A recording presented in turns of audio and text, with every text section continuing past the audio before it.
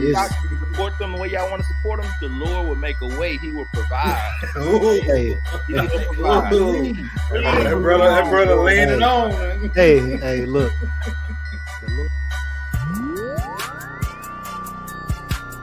I agree with Terry. Cause I mean, we grew up in a different time. Like I feel like how some of our fathers, if they were raising some of these kids, it'll be problems on every level. Cause like Terry said, like you may not get that affection from your dad, which I can always admit. Growing up in my house, dad wasn't affectionate, but he provided, he did everything. Like I understood.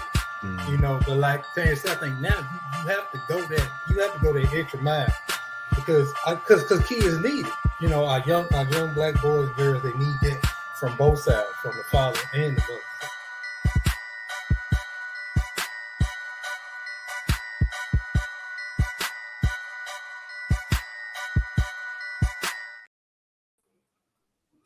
What's good, everybody? Welcome to another episode of Apartment 4A. Fellas, how y'all doing, man? Everything going all right? All right. Going good. What's up? Life. Hey, if life wasn't life, man, it'd be a problem. Yep. People done died that ain't never died before. For some odd reason. I'm telling you. That clock keep ticking. Man. And them bills keep getting older. Oh, hey, look. They hit a nerve. Hey, look, don't nothing do that. Them bills gonna come. Hey, them bills don't never stop. That's for sure. If you want them or don't want them. Yeah. Right. The P. Diddy energy is strong with them. Can't stop, won't stop. Hey, so what's up, everybody, man? We welcome everybody. Thank y'all for taking some time to hang with us today. We're looking into the future. The future is now. It is coming. A lot of things have changed, especially since post the pandemic, post COVID, and the things that have happened. Technology has changed. We've integrated a lot more technology into our lives. And then there's some new stuff coming along on the horizon. Stuff like Web 3.0 and the use of AI and so on and so on. So today we're going to jump directly into it, man. Talk about what the future is and how things have changed from our personal lives all the way through church, religion, and the government. The easiest thing to kind of start with is basically what we're doing now. Because of the way the future has changed and because of the way things have changed, we are now having a video podcast across, this great nation, especially across the South. We're able to do this because of some of the advancements that we've had. We got people got cameras and microphones and things now that typically wouldn't have them. They download new apps using things that they never had. So, fellas, what do you think the status of the future going forward? What do you see coming? Well, if you don't mind, right, I think it might be helpful to kind of get like a history or help people understand what Web 3.0 is. I know a lot of people don't really know about it. Okay. So to start out, Web 1.0 is like the first iteration of the internet, where basically people were just putting stuff, like companies were using it to just make information available that they put up there, right? People didn't have computers back then. We didn't have access to the internet.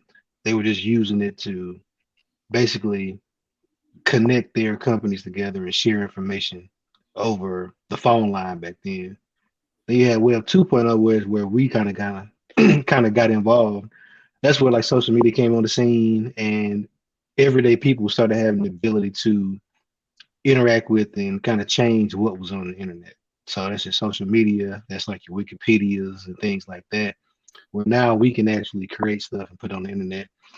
And Web 3.0 is like the next phase of that. Some people kind of refer to it like the Bitcoin of the internet, right? So it's like decentralized, where no one company or entity has control of the internet. Each person literally kind of creates and uses the internet however they see fit. Some of the downfalls of that is not really regulated, right? People can get online to say anything, they can put anything up that they want to, can show anything. Some people use it for good, some use it for bad. But to go back to your question on what the future is, I think I don't know. I think it's still undecided, especially with the introduction of AI. I think we're only scratching the surface of what AI can do because really we're only thinking about AI doing things that we've already been doing and not it doing new things, right? So it does stuff we already do faster and easier. Write a paper or write a resume or draw a picture. So I think until we start actually thinking kind of more in terms of you know outside the box as far as coming up with new things that we can do with AI and leveraging the internet. I think we only have a grasp of what the future is till then. Okay, for sure. It's a great explanation, Eric, of what Web 3.0 is and how it transitioned from one to now. I think, especially with AI, I think one of the things is, especially now, is I think a lot of people are just scared of it. I think one of the reasons why they're not trying to use it to develop or try new things is because right now they feel like, oh, this is something that's going to replace me. They feel like AI is the introduction to what is it? I Robot. I think that's the Will Smith movie. I Am Robot or something like that. I Robot. And so I think they're looking at it like, hey, this thing is learning and it's doing stuff that I'm already doing. Of course, we use AI all the time with simple stuff like Siri and Google and all that on smaller levels, but people may not realize. Like, for example, I know a company that has started using it more regular was Backyard Burger. You go to Backyard Burger down here, you don't go through the drive-through. You don't talk to a human. You talk to the computer, take your order, and so, you go around. People still have to make it, but you don't actually talk to a person to make sure that your order is correct and everything. You talk to that machine. It calculates what you said, and I never had that machine say, could you repeat that or say it again? It always figured it out. And so no attitude in it. No attitude in that. Don't get mad at you. Don't never tell you when you got that. They don't never say tired. The ice cream machine ain't working. It's always working. Say it ain't never tired, ain't never late for a shift. He ain't never late for a shift. It's always there. And so, just the enhancements and stuff like that, and people are looking at it like, hey, it's doing stuff that we normally do. What am I supposed to do? And so I think that's the thing with technology, something as simple as AI. People just scared of it, I think. And people should be scared of it. Reason being is because it's doing things that we don't want to do. But one thing about it, if we are true to who we are of what humans are, is that person-to-person interaction as something it can never replace. But we trying our best to get away from that person-to-person interaction. We'd rather talk to a computer because of the person-to-person interaction. People don't know how to do it anymore. They don't know how to have a civil conversation. They don't. If it's going to be either 0 or to 100. Where there's always aggression, there's always something, but you don't want to even interact with people at times. But I think once people realize that their personality, their interaction is going to be their key to weathering the storm of AI, that's going to make them successful. But if they never understand that, they get back to that whole mentality, it's going to snatch their job from them. I don't know, man. I think. So the way I look at it is AI is the new internet. It's the new computer. It's the new calculator, right? It's the new processor. They're pivotal pieces of technology that change the way we live. But and it does replace jobs. But the definition of technology is basically a tool that allows you to get more out than you put in. So basically, technology makes stuff easier. And I think that you kind of have a fork in the road. There are people to this day that are still scared of computers. They don't know anything about them. They don't want to learn anything about them. They tell you, I'm not a computer guy. It's like you literally are surrounded by computer. Everything you interact with is a computer, but you're not a computer person. You just are oblivious to the present. It's not even the future now. And I think AI is going to be the same way. Mostly because if you have you ever tried to get a printer to work with your computer, it ain't automatic, right? You don't just put them near each other and they just start talking and working together.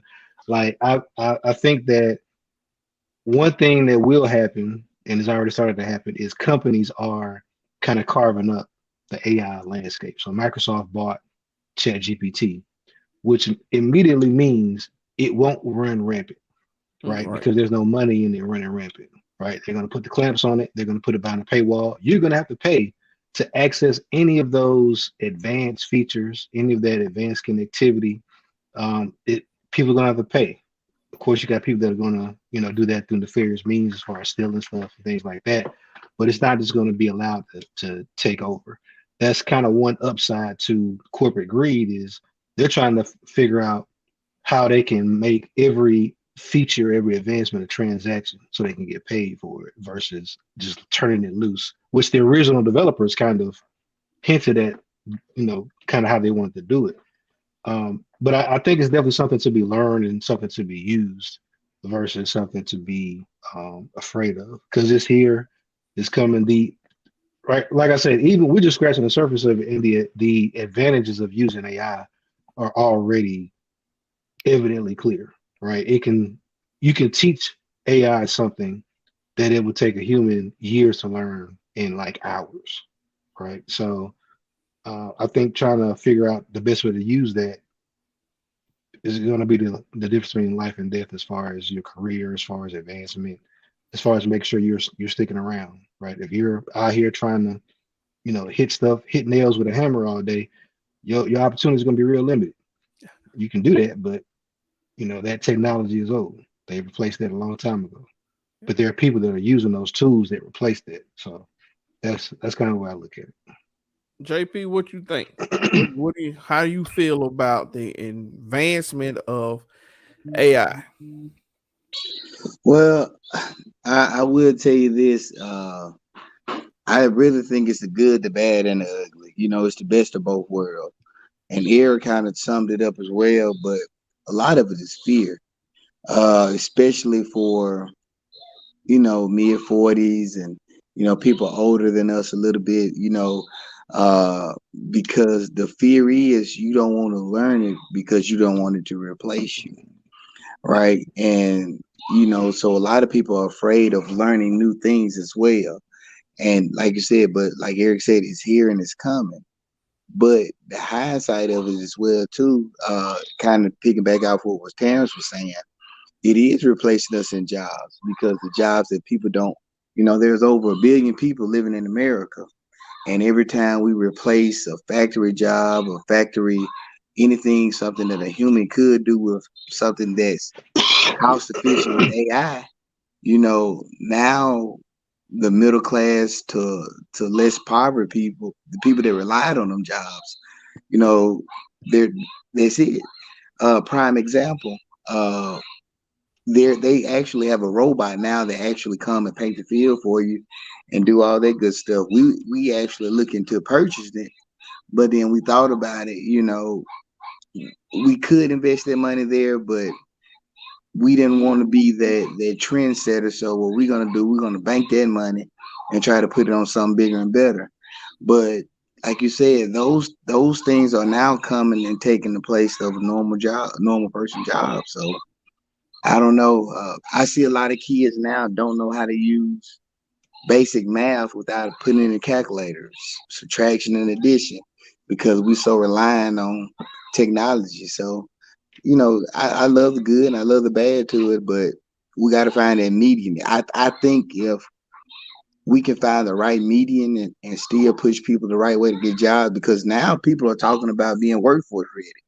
But if you're being workforce ready, AIs are basically the ones that are taking over the jobs in the workforce area. So it's just catch-22, my opinion. Here's my thing about the jobs. As of right now, I'm not saying that it won't get to a different level, but as of right now, my thing is there's a lot of jobs people just don't want to do. Like there's Exactly. stuff, like there's Yeah. jobs out here that, and the people who don't work there for, I get my easy example is Walmart.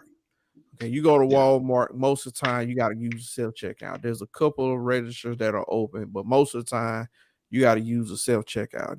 You're doing the work yourself, computer there. And if you hadn't been to Walmart lately, they have recently upgraded their self checkout system, so it's not even exactly the same. Where you can actually, if you have the Walmart Plus app, you can scan all your groceries as you walk. You get up to the machine, scan it, and pay for it and walk out. So even with that, a lot of stuff is being self-contained there.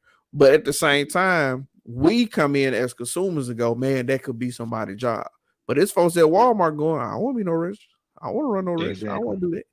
Yeah. And so they have, yes, there is a part of it where self-checkout and other things like that, and AI is coming in and taking jobs. But some of that is because people won't do it. And we can't not do stuff because folks don't want to do it. I mean, you look at the unemployment rate since COVID, and we talk about the future. As things open back up and jobs became available for people, I mean, there was a lot of folks that said, I just ain't going back to work. I don't have no job. The COVID checks have stopped coming in. I don't have a source of new income. I don't want to do 8 to 5 or whatever the case may be. And and some of it was because of money, some of it because people they got comfortable for the last 2 to 3 years sitting at the house doing whatever they were doing. So some of this stuff had to continue. And so with the advancement of technology, it's going to, whether we want it to or not. But I do have a question for us. Do you think we are becoming our parents?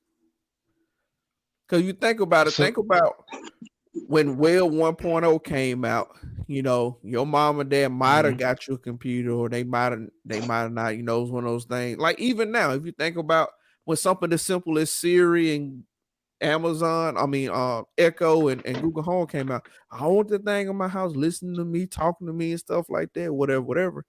And now AI is out that can do way more than that. And it's the folks that basically in our generation going, I don't want that thing in here trying to take over and doing this and doing that. And so I wanted to, because we talked about it a lot already.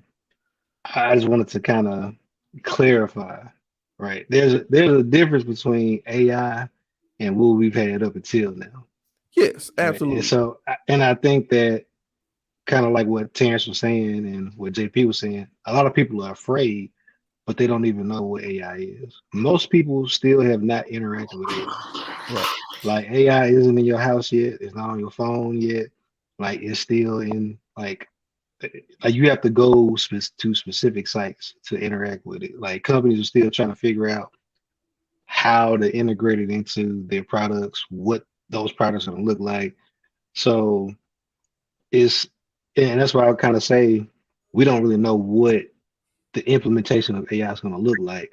It might just be a more human version of Siri or Google Assistant, because neither one of them use AI yet. Right. And I would just use it might be that technology. Well, I was going to say because I was going to say because just kind of once again kind of thinking outside our current box. Right, like because I know plenty of people, especially if you got an iPhone, you can try to use Siri, and Siri then gave you the wrong information or told you it don't know what you're talking about and all that stuff. It's just severely limited. But once that isn't even something you have to work on, right? You don't have to say like a certain command. You can just talk to it like, hey, I was over here and I was thinking about this, and it knows all the context and it learns you. Right. Yesterday, it might not have known where you worked, but you told it where you worked yesterday, and not today it knows. So when you say, man, come home, it was rough, and it tells you like, hey, I noticed that on the news it said this, you might want to try going this route tomorrow or something like that. Like something that can actually learn and has access to information and builds on that. Just being, I think it'll be helpful for most people, but that fear. Like I think that's going to be the biggest roadblock for a lot of people. Yeah. I disagree with it being helpful. I think yeah, of course it can be helpful in a sense that it can make you make your life a little bit easier. But I think it's going to be harmful in the exact same sense where it's going to make people lazy. As in, there's no work into any of the of the stuff now. As in, if it's not that it's at your fingertips, it is at the tip of your tongue. So you say it, and then the stuff will start moving for you. Where you have to click and it start moving for you with your fingers. Now, then at one point where you have to actually put work into it. So I think it's gonna make people lazier and make people more dependent on technology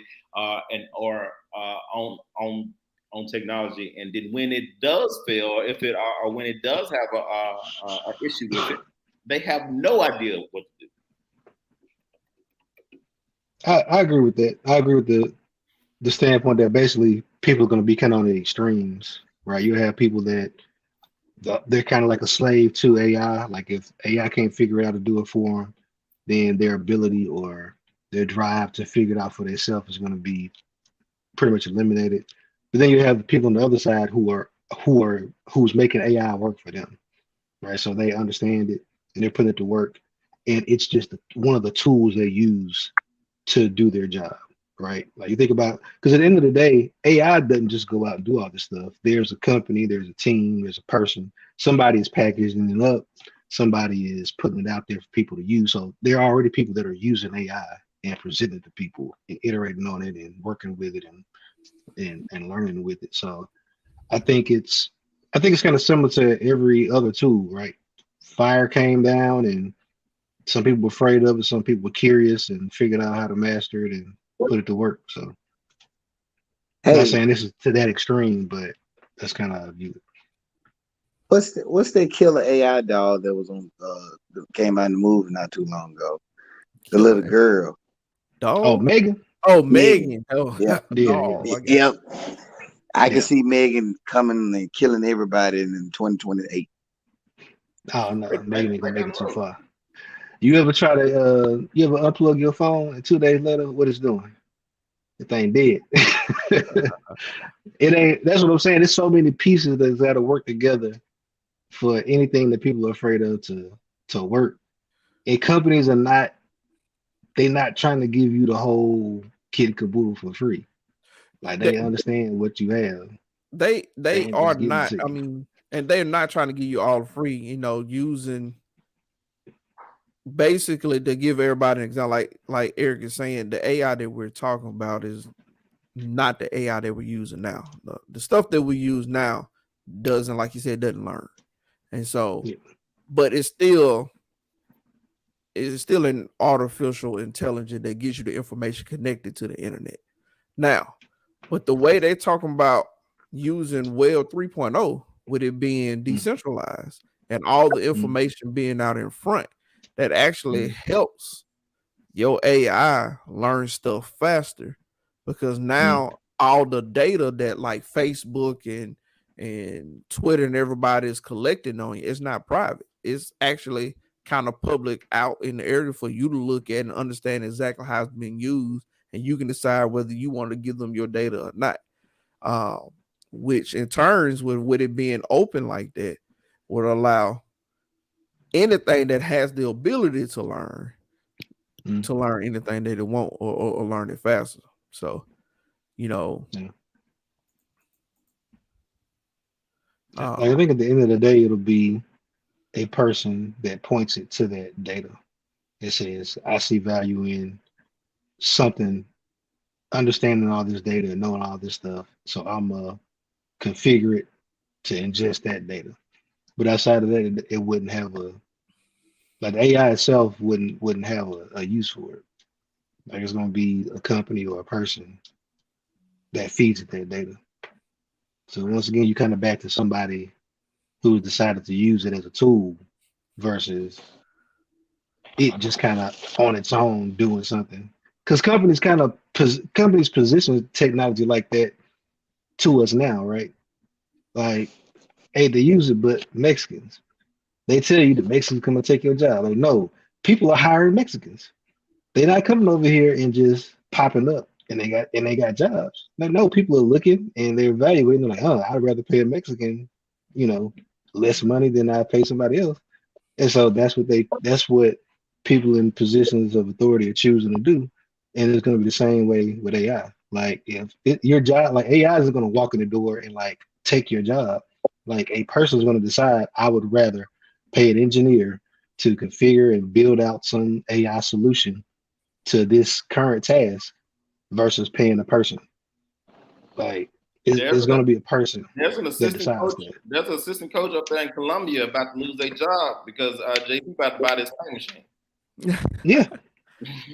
Hey, look, so it's gonna be JP the one pulling the strings. I'm about to do what? Do I want to pay you $40,000 a year with all these benefits and whatnot, or do I want to buy this machine for $20,000 one time and I can use it for the next 10 years? That fella's gone. Yep. Correct. Exactly. And like you said, with like Huddle Sideline and Huddle, with all this stuff, like I said, it's a click of a button. You don't need anyone to go record your games anymore. If we'd about that robot and paint the lines, and that's what we were talking about. That's one eye or one physical person we don't need, and the district could save money because that's how we were pushing it. But you're right. I mean, y'all still need somebody. I mean, somebody got to cut the grass before he paint the yard. So any machine, it's a robot now that does that for you. All you got to do is just set the GPS on it, and it automatically cuts the grass. But who's gonna transport it to and from the field? Who's gonna make sure it's charged? I said, who's gonna transport it to and from the field? Who's gonna make sure that the battery charged or there's fuel in it? When you hit the button and it don't go, like what y'all gonna do? Like y'all gonna have to have a person. Now y'all have to. They're gonna pay somebody $70,000 a year. Exactly. Y'all go instead of having a guy to paint the field, you gonna have a guy that work the machine that paint the field. But that's what's gonna happen. But the way we're talking about, especially AI, is what Eric is talking about. What you're talking about is buying a machine to do one task, and that's not what AI is doing. AI is not a machine to do a single task, like go out and cut the yard or go out, and that is a robot that was built to do a task based on a calculation or a schematic that you embedded in that robot. It's not learning something different. It didn't learn that, hey, there's a hole out there that you need to fill a hole, in the field because people been tripping at a certain point.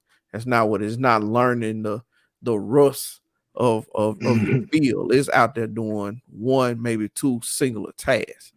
And so what Eric is saying is we ain't to the point where AI is gonna come out there and scan the field with your eyes and learn everything that you need to be planting new seeds so you can grow Bermuda grass in this certain area of water that it's not doing that. But that's the thing that everybody's scared of. Everybody think that AI is about to embed itself in a Chucky doll and go around buy groceries. Yeah, exactly. Like it's like once you start actually, if it's your job to get hardware to talk to each other, you realize it's intentional that it don't talk to each other. Have you ever tried to use an Apple product with non-Apple products? It is intentional.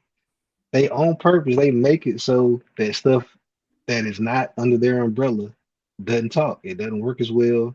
They create silos. Like I said, it's a blessing and a curse. But with companies kind of having the reins on AI, it ain't gonna be just let it loose and it just talk to everything and do everything and make everything super easy. They're gonna put a paywall behind it. They're going to stop it themselves because they want to be able to control it and profit off of it. So speaking of AI and how things are changing, to pivot a little bit because we'll jump on that all day. One of the things that COVID changed was how we, especially as African Americans, how we attended church. COVID happened and there was a shift because we wasn't allowed to go out, we wasn't allowed to interact, we wasn't allowed to go to something as simple as worship service.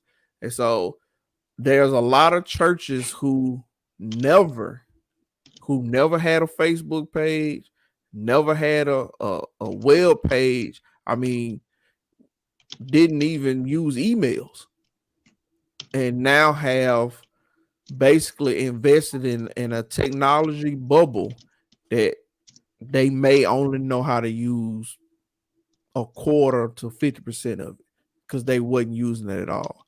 So how has COVID changed the future of the African American church? One thing is people stop going to church now. If Mount Carmel is right down the road, if Plymouth Rock right down the road, and I can hear Pastor Keith or TD Jakes is right there in my living room, and I can hear and experience TD Jakes, people choosing TD Jakes. People choosing these huge names over because I've been watching it for a year online. Now I got to go back to a building. Why can't I continue to watch it online? And people are losing that connection with other people, and they're not returning back to church. They are doing church at their house. I think that's killing not just the Black church, that's killing the church all together. And and the thing is, now those churches that you were saying never had that, now they have to push that in a sense so they can at least get into their old church member homes, so they can ease them back into the building. Because if they're not in the building, not in the seats, they're not paying their tithes the way they should. And if they're not paying the tithes the way they should, the church can't operate the way it should operate. And then a lot of churches are shutting doors because of it. Hey, you're right. It's not just affecting the church, it's affecting how people interact in society. My nephew just graduated this past week, and we was having a conversation, and one thing that he was saying was he doesn't know how to approach people that he doesn't know in public. And that kind of threw me a loop, like, how you don't know how to just read or whatever. But you think about it, once he was in 9th grade, he was shut out from world, his age of coming out, his age of growing up, his age of, focus on maturity. It robbed him of that. So I don't know. It's, like you said, it's bad. Yeah, that's interesting because they call them COVID babies, but like especially even the ones that were in college, where like normally you going through college and you kind of figuring out a lot of stuff. They went remote, and a lot of the teachers were just passing kids. And it's kind of like employers actually kind of look at like when you graduated college, like when you went in, when you came out, like, oh, I know you weren't doing nothing. You came out in 2020, 2021. Oh, I know you just got, like, they just pushed you out. And that kind of go across the board. Like Carolyn, my oldest, started kindergarten when COVID hit, like that August. And it was crazy. Like if she wasn't already, basically reading by the time she got into kindergarten, it'd have been a lost cause. Like, I think we still don't really fully understand the ramifications of that on the kids.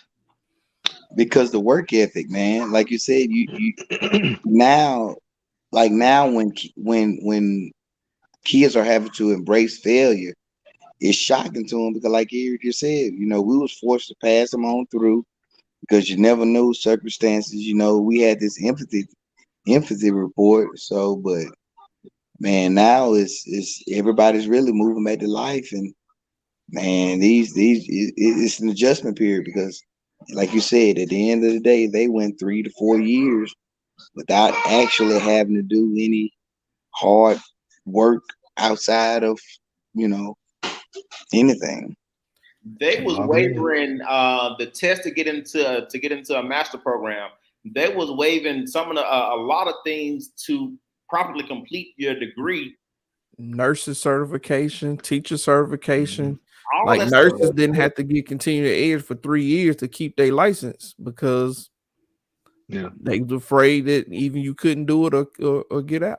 They had a large amount of nurses to have fake certificates, and they was hiring them, and they was working like 2 or 3 years. And the fact that they could just say, hey, I was in during COVID, and they know they don't know anything. So they was teaching them because they knew they didn't know anything. It's not that they didn't know anything; they really didn't know anything. Yeah. Because they didn't have it. They just got the certification offline. Yeah. Now, how you take somebody's temperature again?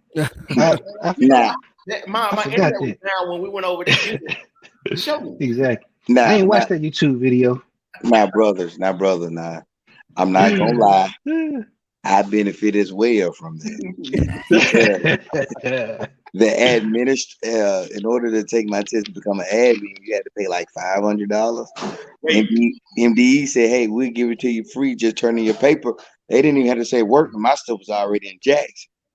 I mean, but that's the thing, COVID really changed COVID right now affected not just 3 years, but really 5. The year before and the year after. And you look at, like, for example, in the workforce, like where I am, I remember before COVID, we have meetings. We have to schedule meetings, get people what's the best time for you to come meet me at this place. Like, I can come over to your office at this time, even though Zoom, WebEx, and GoToMeeting was already available. We wasn't using it. Yeah. Like, this stuff was there, but now, and people say, "Oh, you being more efficient," because I might have 5 or 6 meetings a day because I got Zoom. But am I really being more efficient because now I'm in meetings all day? Like, and I ain't really doing no work. Yeah, I really don't care. You completely zoned out. Yeah, like that. So that's the other end of it, is the people that actually have been productive. And going back to the conversation about church, it's kind of like the raw side of it, which is the people that's staying at home and watching TD Jakes on TV instead of going to church. Them people probably wasn't really doing no work at church no way. So now you only left with the people that was actually doing stuff at church, and it's making it harder on them. And now also with the Zoom and the remote capabilities, now people are like, oh, normally I would send an email because I would never think to stand up a whole meeting, reserve a room, and gather everybody to discuss this thing. But I'll set up a Zoom meeting, I'll set up a Teams meeting, and I mean that's like that Zoom burnout. It's real, man. People will set up a Zoom meeting in a heartbeat. For anything. I'm like, bro, this is at most an elaborate email. Now we having a Zoom meeting. I've got to carve out time. Yep. And I got 3 on back to back. Like, and it's the dark side. And it's crazy. Like Terrence was saying, people are not coming. I mean, I look at stuff, and you look at how many people are in the church versus how many people are on the live, and you go like, you look at it, and he say, "Oh man, it's 21 people on the live. Oh, that's not that bad. It's just 21 people." But people don't take in consideration that that's probably a man and his wife and his kids. That everyone could possibly be 4 or 5, not necessarily just that one guy or one lady. And so, I mean, you have opportunities where you don't connect with a whole family, and it was convenient because, hey, at this time I can get things done. I can, have dinner ready by the time church is over. It was like, now do you get that lesson, or you get that word because you chopping onions and potatoes and you ain't heard nothing the minister done said. Hey man, you're gonna get us shut down, man. I'm just saying it's different though. It's like, and churches are trying their best to reach out to as many people they can going virtually, but if you could really, I wonder, and I don't know if Zoom can do this, but I wonder if they have an actual screen time data, like saying that, hey, somebody, like for example, who I think it's TikTok that does. No, it's Facebook. It's Facebook. If you rolling through the Facebook videos on your computer, or like on your computer, if you're on your computer and you listen to like the reels on Facebook and you click on another tab, they stop.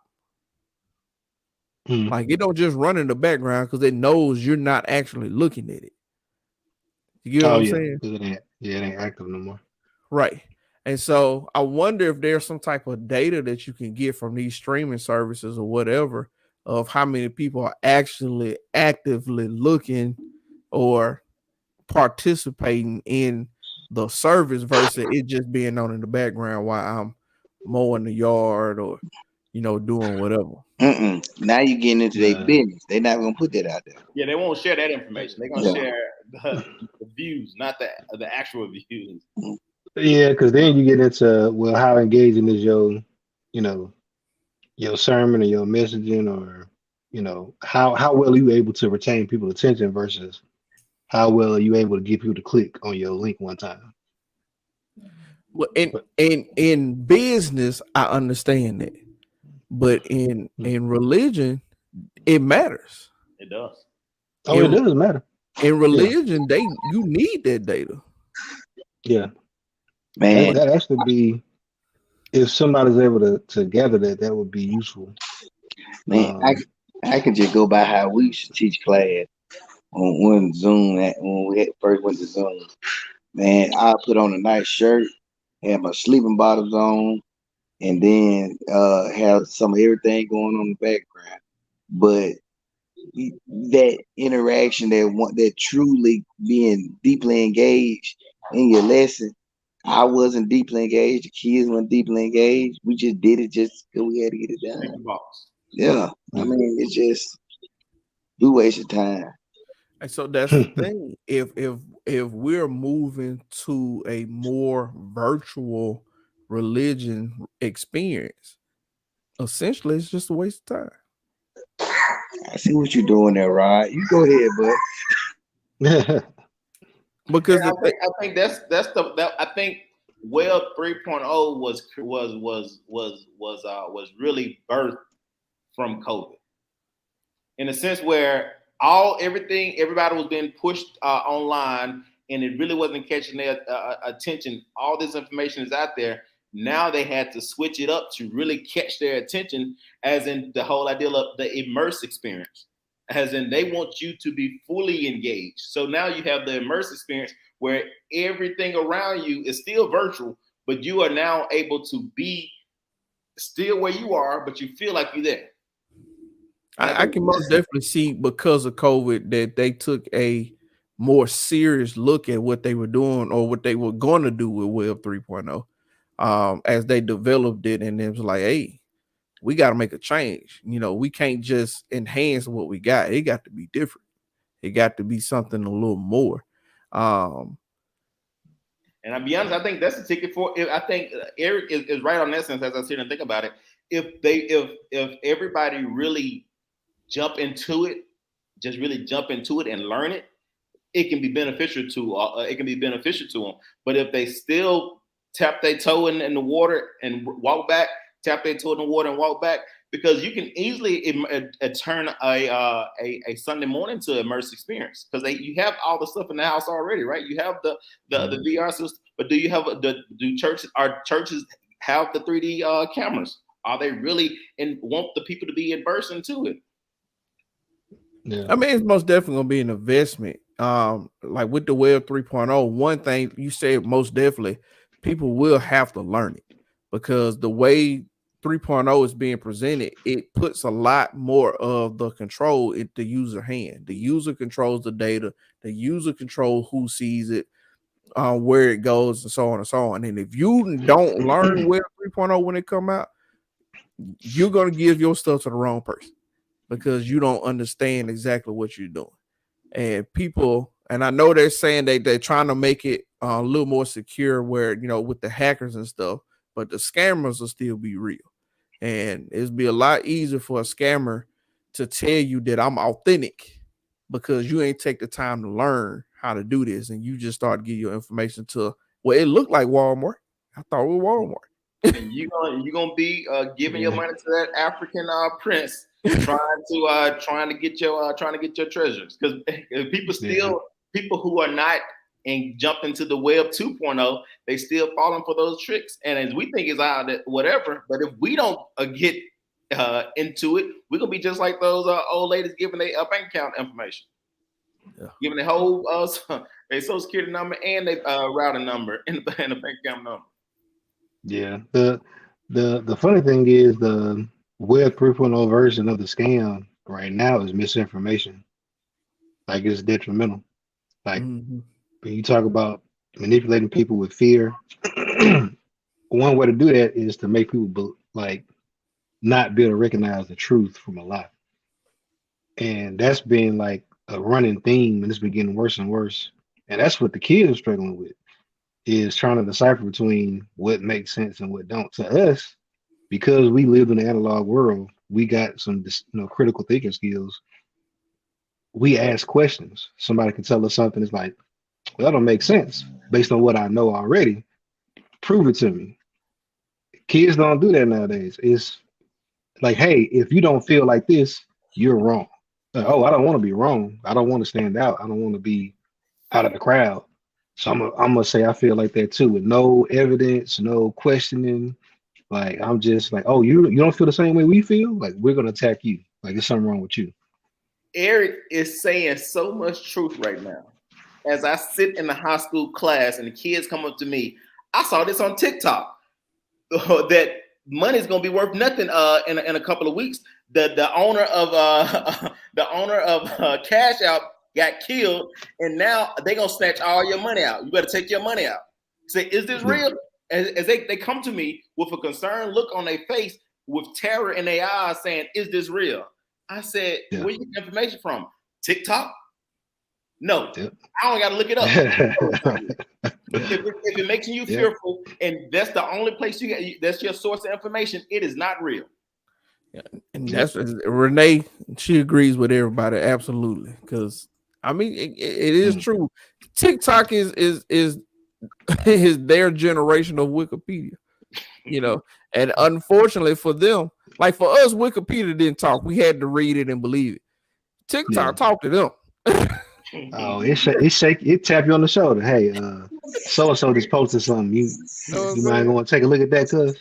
Hey, Got a tie on, got degrees behind them. got a Lamborghini in the corner telling you this is how you can be successful. Just give me your routing number. I can show you how to make enough money to buy one of these. Watch this. Watch my friend. They doing the exact same thing. Yes, it's real. So the funny thing is, like, even with just trying to, learn new information, you realize there are people who literally just get online, and the only thing they know about what they're doing is what they're telling you. So they might tell you, if you in the field, like being a cyber, I guess cyber is the hot field right now. So everybody's trying to tell you how to go into cyber. Oh, you want to go into cyber? You need to do this, you need to do that. But you can tell these people have never worked in it. And if you look at their videos, like on YouTube, they might be telling you how to become a real estate agent yesterday. And the day before that, telling you how to sell cars. And it's like, they literally just Google some steps. And they made a video telling you them steps. They have no authenticity, they have no experience in this field, but they're able to tell you enough up front to where you believe they know what they're talking about. Now they're getting views. And there are people that that's how they make money. It's just looking up how to do stuff and telling people how to do it. But it's the perception that they know what they're doing.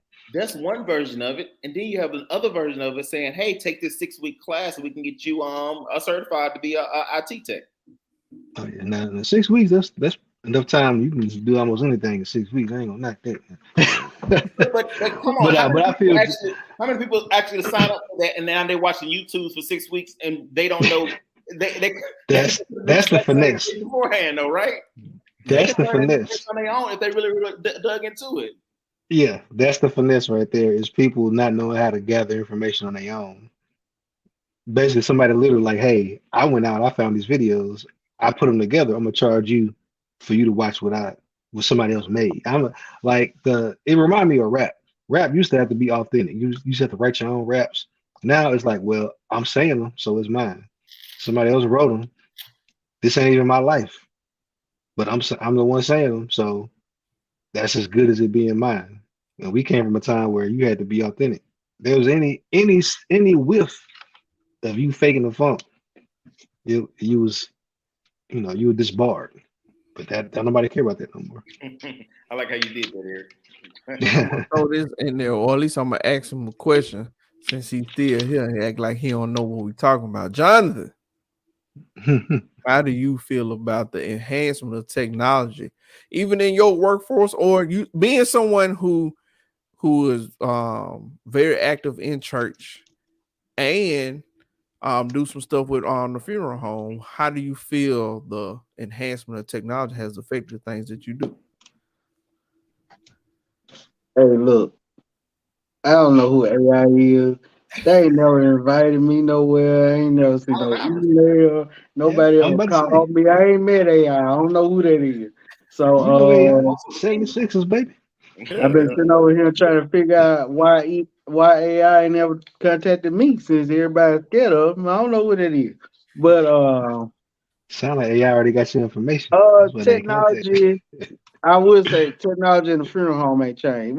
We still, I don't think we're gonna have too much technological advances probably in the funeral home, whereas unless we start digitalizing bodies like they starting to, more now we on that cremation stuff. I don't know. We can start doing them like they had. We can probably, at one point we had people standing up and setting up at the funeral homes and all that type of stuff. They ain't digitalized though, unless we start doing them like Tupac and Michael Jackson and let them show up somewhere. You can come up on some money on that, J. Key. You're gonna get you a hologram system, and you get some information from people, and you can have them at their own funeral talking to folks, tell them, "Hey, I'm sorry I left you. I miss you. You are my heart," and they turn to somebody else. Have people doing their deathbed confessional, and you play it after they die. Nobody say nothing to you. That kind of thing we finna shut down. We finna shut down the world of funerals when we start having people at their funerals. Cause I'm going. I'm definitely not going. Y'all see AI gonna pull this information. They're gonna put some stuff together, and y'all idea just got snatched by AI because y'all sleeping on it.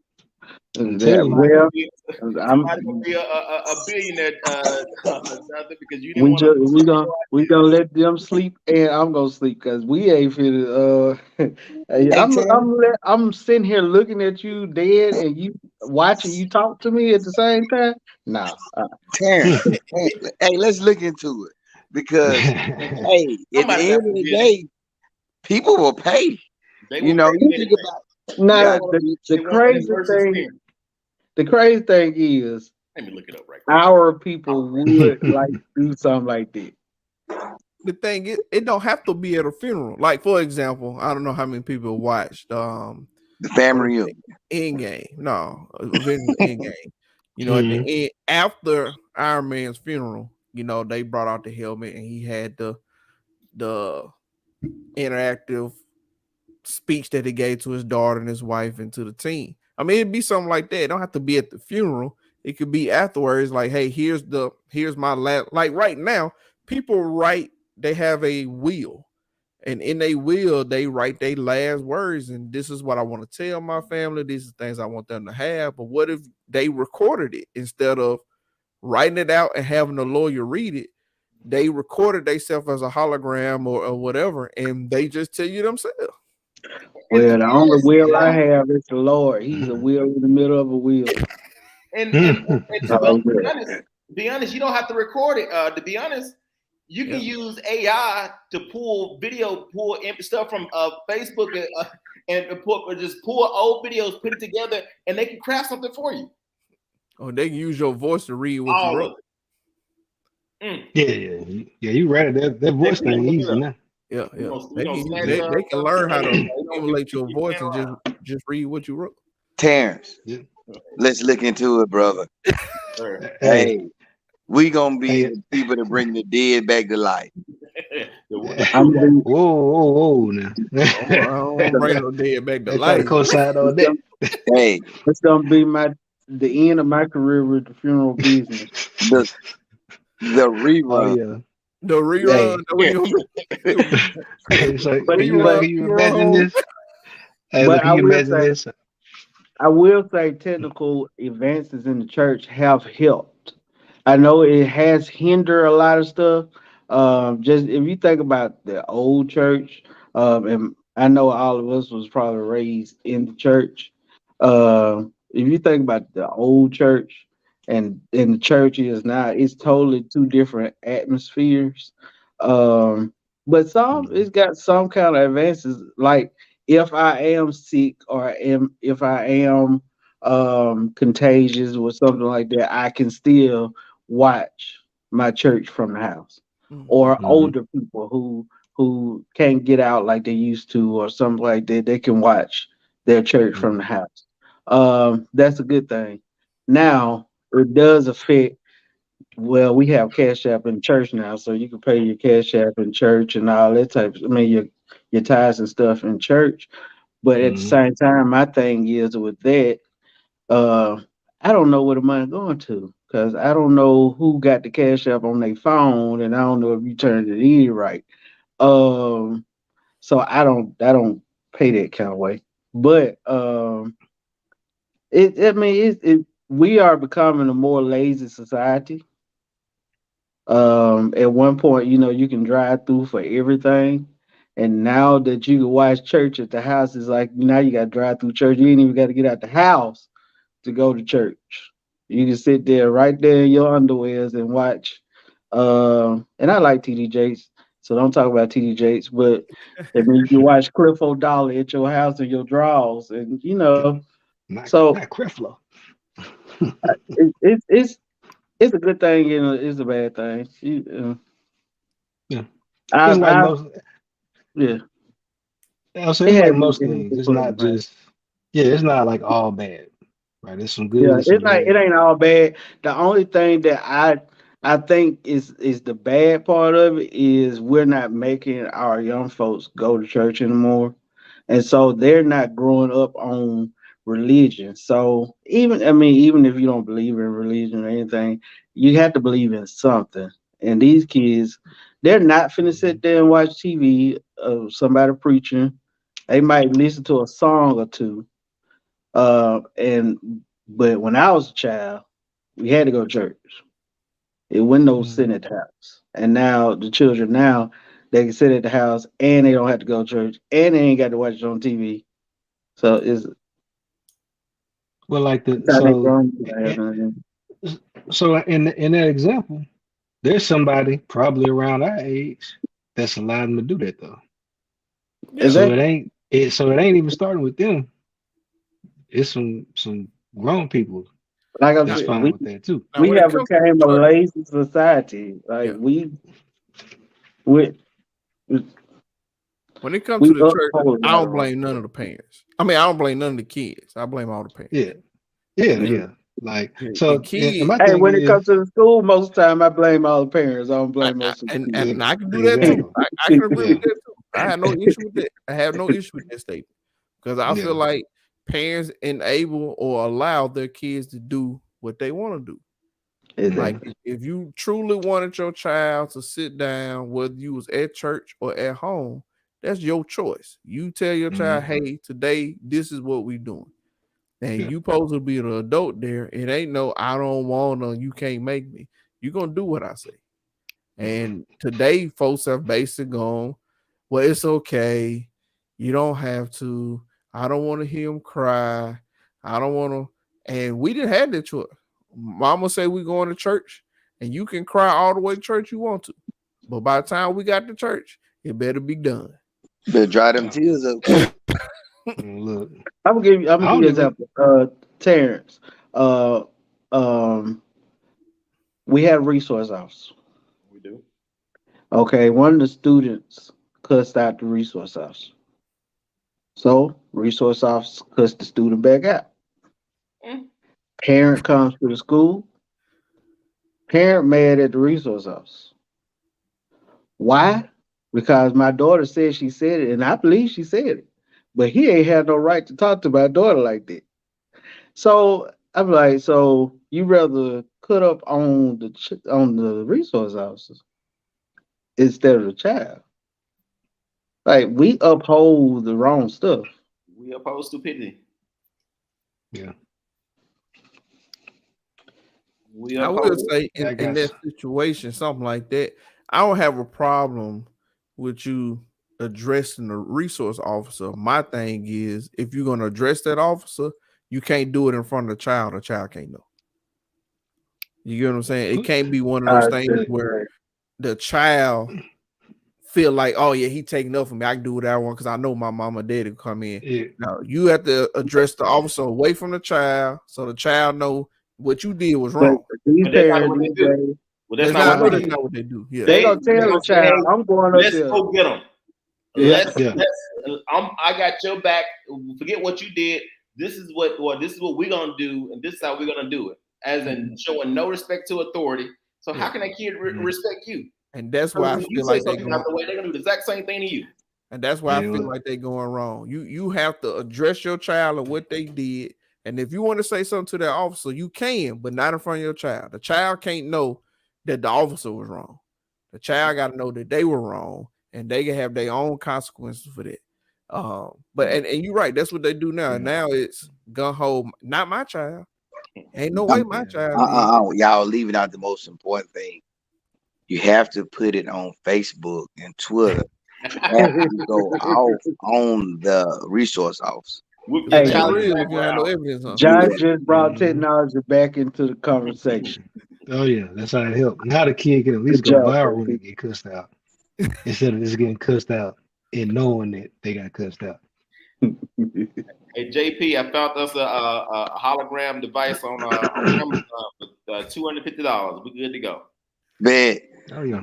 All right. So what you do is, right? You have Big Mama giving her last will and testament, and right before she starts telling who get what, you put that little that little ad in there. Please submit deposit. You must pay. Hey, so we got two ways to go through this, Terry.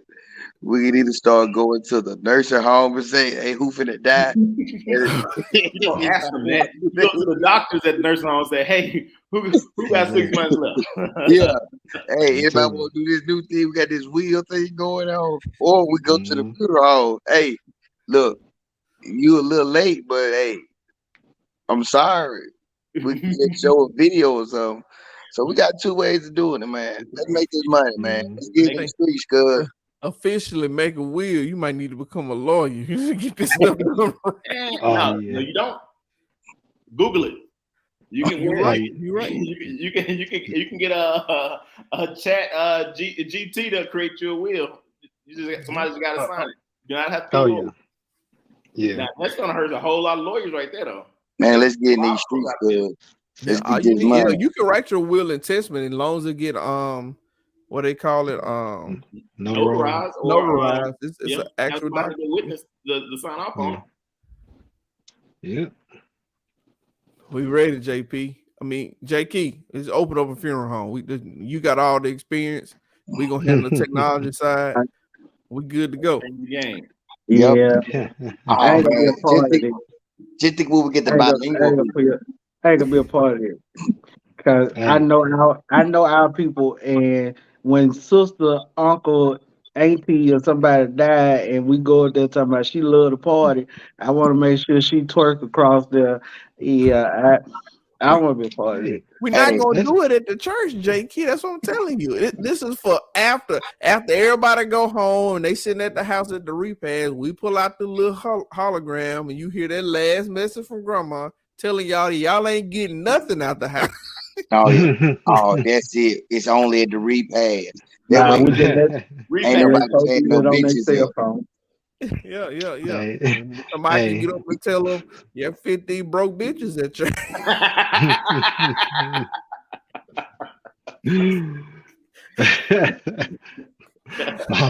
my dying wish. They fixed them broke bitches. Oh man. Ooh, boy, that's a good one. She Tearing need to up record dresses that, man. when you slide across it. I'm like, come on, that ain't adding up. Been ruining all my good pantyhose sitting on them bitches.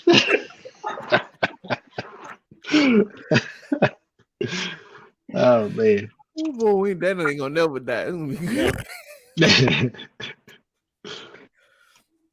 Oh man. Well, I appreciate everybody for taking some time out with us, man. This was a good topic. It's one of those topics that, you know, next year we could probably do it again because technology changes so fast that Mhm. you know everything that we don't know about technology now we'll know a little bit more in a year and so on and so on. I did read something that came across while we were talking because you know how computers do. You start talking about stuff, you get ads about stuff he was talking about. And Bill Gates with Microsoft, who just bought Chat GPT, he Ain't Bill said Gates dead? No, that ain't Bill Gates. Never mind. Go ahead. he said the advancement of AI or the person who has the first kind of breakthrough with it be whatever company figures out how to make an assistant from it. Mhm. So, you know, Yep. a true AI assistant, not what we have now. I mean, it's still AI, it's just not, it doesn't learn. So, no, to call it Well, that's artificial intelligence. that's literally the defining feature between AI Yeah. and just a program Right. is the fact that it can learn. And And so the fact you can talk to it and they tell it did. something. There was in that article. It said that Apple was trying to make it work, but they were having some complications with the program. So obviously, they not anywhere close. It said they wasn't anywhere close to it. You know the conversation that was happening, They- right? For sure, Huh? they ain't. You know the conversation that was happening, right? What? The personal assistant was trying to take care of the person, and they had to take some of the food that they were consuming too much of. They had to take some of the alcohol they were consuming too much of, and they had to keep them in the house because they knew there was something bad going on outside. And AI realized I can keep this person safe if I keep them in this house. Man, it sound like a movie I seen. It sounds like a I'm movie. telling you. It sounds like If a it ain't movie. one, we might have something. I'm just Hey, saying. now I did think about something that you can do technology wise in the funeral home, as where we have these printed out obituaries and all that stuff. We can have them Mhm. scan a QR code.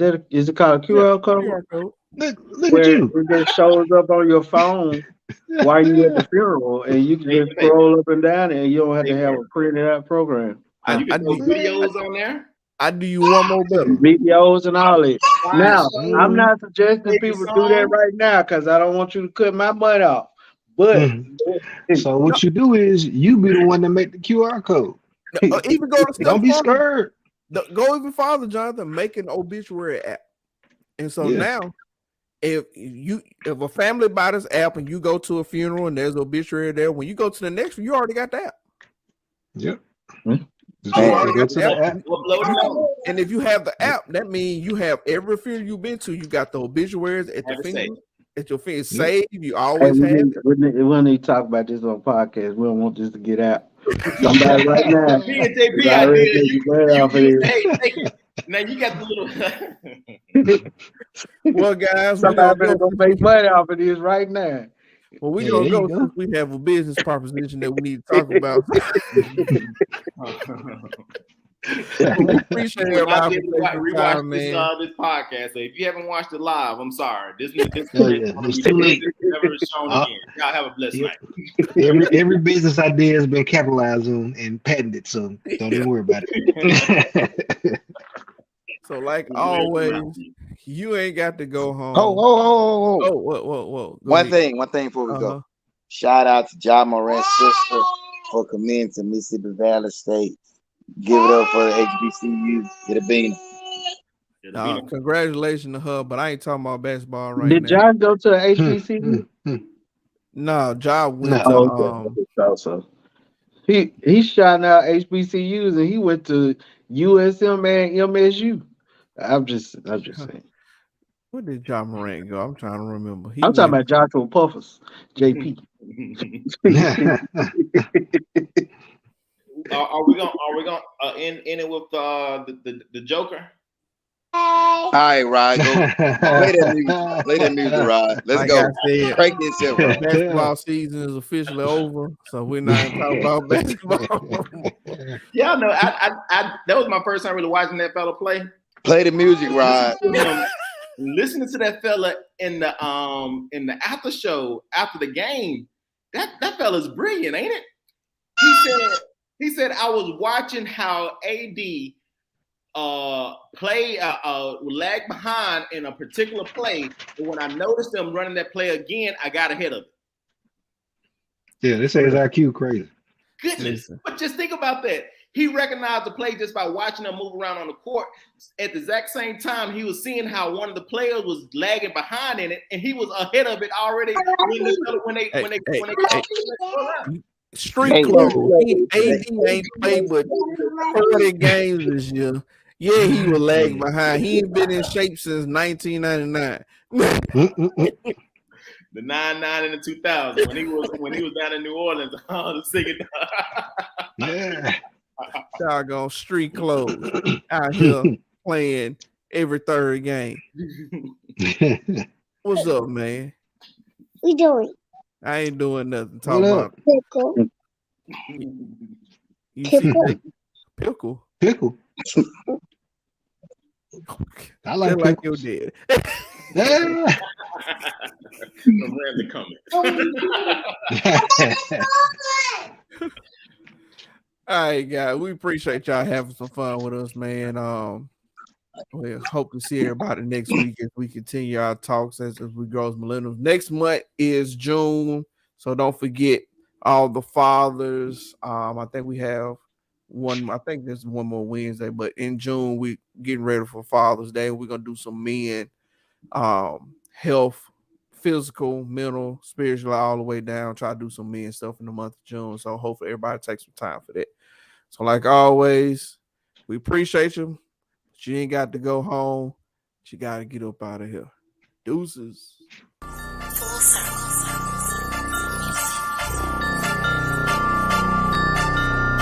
Y'all can support them the way y'all want to support them. The Lord will make a way. He will provide. Hey, He will provide. That brother laying it on. hey, look.